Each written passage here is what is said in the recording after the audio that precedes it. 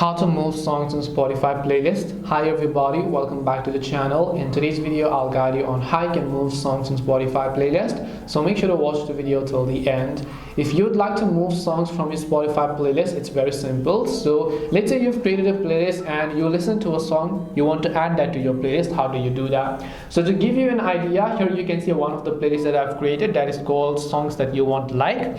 And of course, if I want to add songs to this playlist, it's very simple. Let's say as I'm browsing through, I'm beginning to love some of the songs, right? So I'm just going to go ahead and play this song over here. So let me also go ahead and do that here.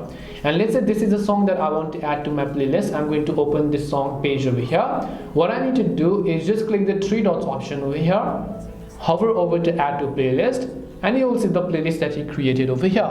And when you click on it, the song is going to get added to your playlist. Similarly, if you want to add this, you can click on the three dots, select add to playlist, select your playlist, and it will be successfully added and moved to your playlist. This way you can move songs to your playlist. Hope this video is very helpful. If you have any questions, feel free to leave them down. Thank you for watching and see you in the next video.